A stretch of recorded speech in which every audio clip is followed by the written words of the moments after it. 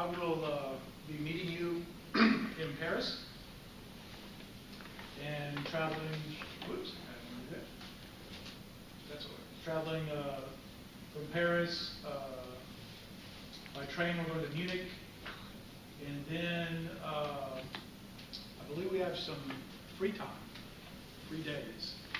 I think Dr. Azar and I are going to take the train from Munich to Venice. If anybody wants to join us, that'd be fine. Venice is an amazing city. People ask me all the time, well, what's your favorite city? Well, it's hard to say. They're all unique and different. And Venice is just in a category by itself. I mean, it's hard. It's one of my favorite cities. I'll talk about it in just a little bit. And then we'll take the train down to Rome, and we'll take a day trip up to Florence, and then the class will be over in Rome. And for myself personally, I will not be flying back to Atlanta until Sunday, June 23rd. So I'm planning on doing some pre-travel after our class is over, if anyone's interested, or I don't know what everyone's plans are. We should have some extra FlexiPass days left. People want to do some pre-traveling after that. So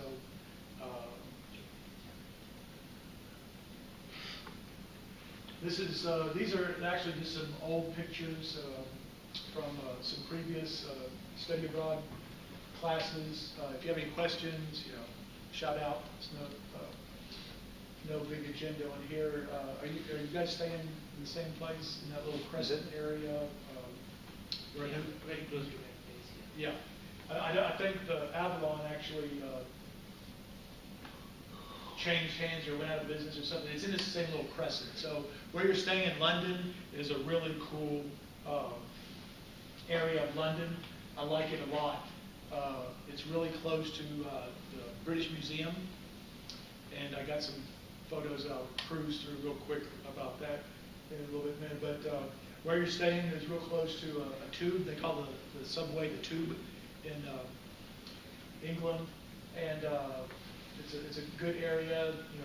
Fish and chips, all the stuff.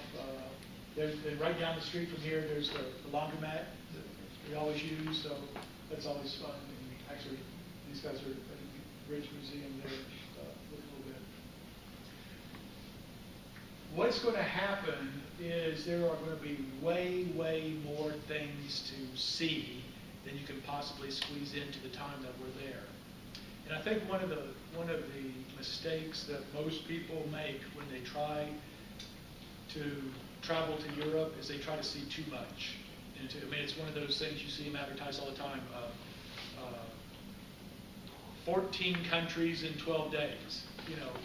There's just too much to see. So I want to talk about a lot of things, and then I guess we and Dr. Azar, we can kind of make up a list of required class activities, but I would certainly encourage you to explore on your own and see some of the things that are not part of the required class, because there's just lots and lots of things. The London Eye is one of the things. It looks kind of cheesy, but it's really pretty fun, because it's not really like a Ferris wheel. It's just it's an observation platform that goes really slow, and it has a great view of the Thames and Big Ben and Parliament and those kinds of things. This was one of our site visits to, I believe it was a hospital. It's a sustainable construction that we went to. I don't know if you are going to the reenactment of the Globe. This is the Globe Theater that they rebuilt with Shakespeare. And, I know probably Shakespeare was kind of boring and dry in high school, but it's a little different when you're actually in the Globe Theater. And what we did is we bought the cheap tickets, and what they did in I guess 1500s, they basically, most everyone stood and watched the play, and just the really rich gentry were around and it's a totally different dynamic when you're standing watching Romeo and Juliet or something like that. So that's actually something pretty cool to do if you have some free time. And then I'm sure you're going to spend some time on the pedestrian bridge. going across, this was designed by Sir Norman Foster, an architecture firm. I don't have a shot from the side, but this is lit up at night. This is lit up at night, and if you look at it from the side, it's supposed to resemble a knife blade going across the Thames.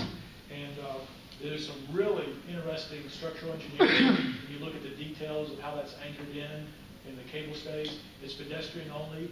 And what's neat about this is it was lined up, the access, to be the center of St. Paul's Cathedral, and it goes across the Thames, and it runs right into the middle of what is now the Tate Modern Museum. This building was a really ugly brick, coal-fired electric generating plant. And so when we talk about adaptive reuse, this was one of the earlier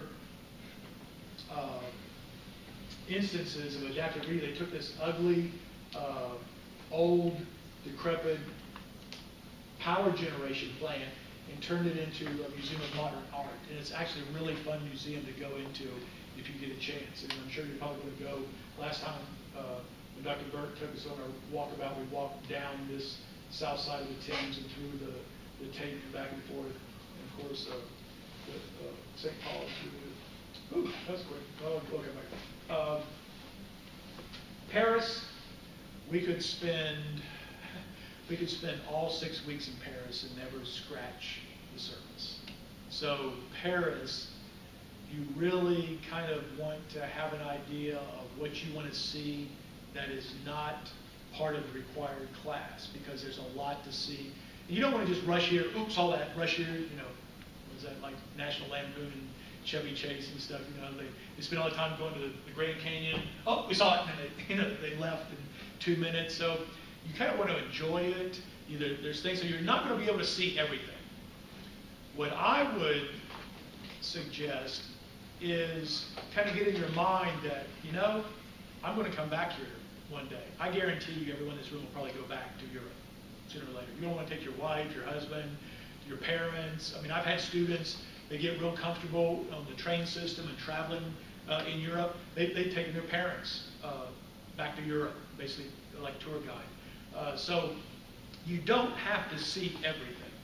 Okay, so enjoy the things that you're interested in, but don't try to feel like I got this 22-item list. They got to rush around and see everything. Because one of the really fun things to do in Paris is to sit at a sidewalk cafe, have a cappuccino, a cafe au lait, a beer, a glass of wine, and you watch the Parisians. I mean, it's the quintessential Parisian thing to do, is to sit at a sidewalk cafe and watch life, and to walk up and down the Champs-Elysees is very Parisian. So try not to rush around and see everything just so you can check it off. You see, the Louvre is world famous. You could spend 2 or 3 days. There's a factoid which I can't remember off the top. It's something like several years you could spend in the Louvre, and if you looked at each object for like 10 seconds, it would take you like 3 years to see everything. And they got stuff that's down in the basement that's not even displayed. Okay, so we definitely want to go to the Louvre. It's one of the top museums in the world. And it has a very interesting entranceway. I.M. Pei designed this glass pyramid. This is the entranceway. There's some reflecting pools here. And you actually enter down through a staircase down into the below area. And this was to let natural light down into the entranceway of the Louvre. When this was designed and built, the Parisians hated it. They had all these editorials in the paper. How could you possibly mix this ugly modern thing with this neoclassical, architecture? Now they love it, and of course it's world famous. They kind of do that with a lot of their icons. The Eiffel Tower, the Parisians hated it when they had the World's Fair there. It was a temporary exhibit. It was supposed to be torn down, and they hated it. And now, of course, it is the icon of Paris. And there's a couple other things in